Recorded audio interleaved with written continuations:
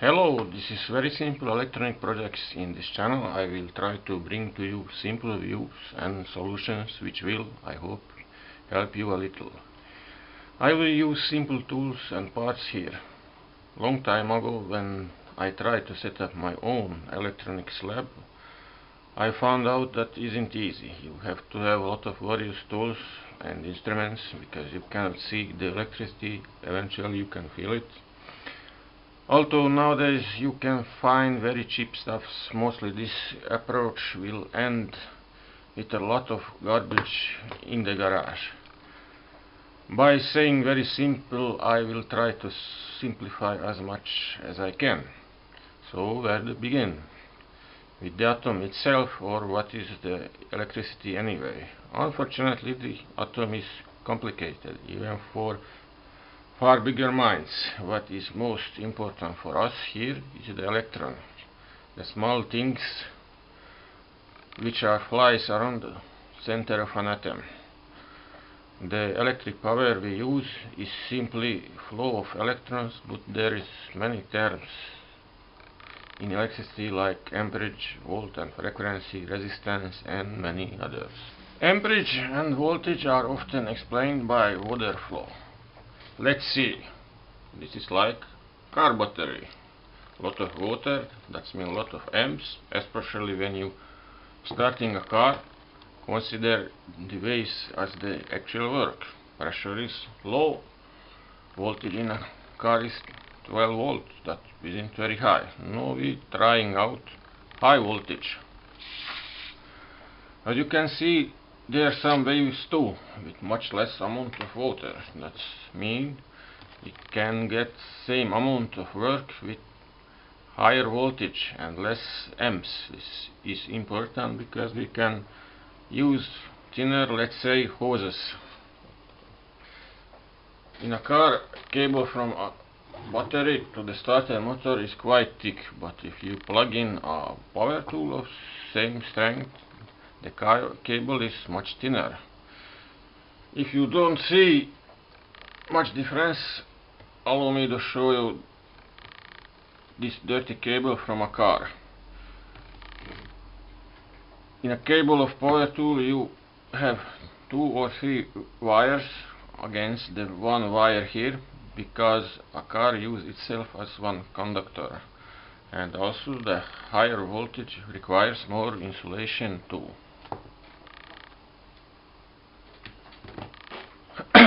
Okay, this gives us some clue, but this is not nearly enough, because let's say water don't have magnetic field, for instance.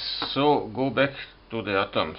After many models of atoms and materials, here is mine. Yes, it is a piece of plastic with holes and a ball from a ball bearing. The atom's cores aren't important here, they are fixed and positive charge, that's enough for now. And the holes represents the special places where electrons like to spend most of their time. Here all the holes are the same, but in the reality this isn't the case. We need to kick out electron from his place to achieve flow. Not with fingers, but with some energy like heat or some magnetic field that's move.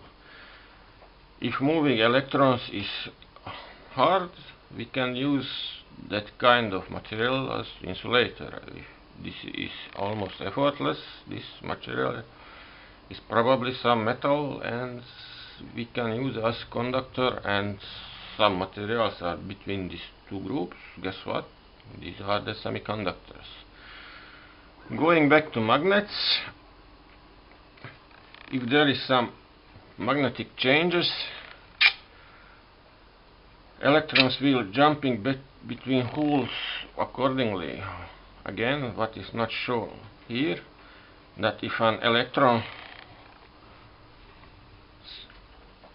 moves out, another will jumps in immediately to restore the balance, and so on. And here we are.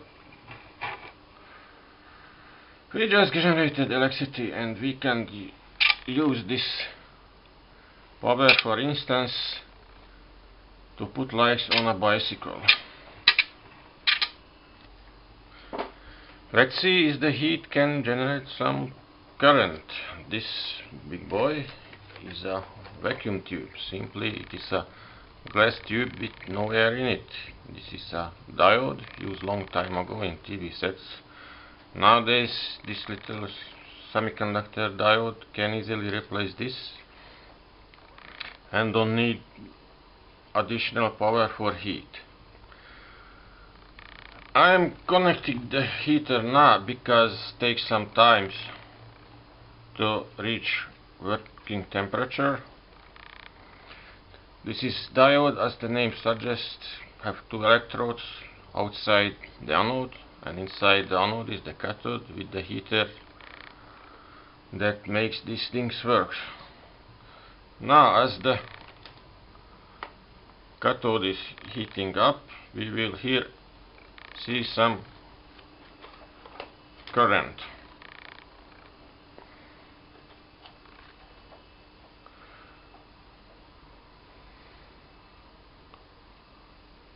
Because the electrons, let's say, are kicked out from cathode and they hit the anode. So if I disconnect the heating, the current will slowly fall as the cathode is cooling. Also we can make some electricity with semiconductors. This is a Peltier cell, and with my finger I can generate, let's say, free energy.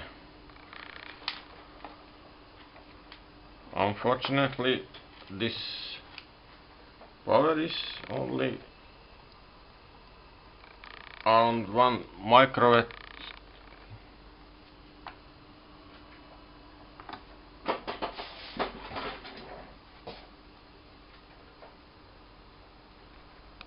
And here we are at one very simple project. Let's say we have an old bicycle with incandescent lights.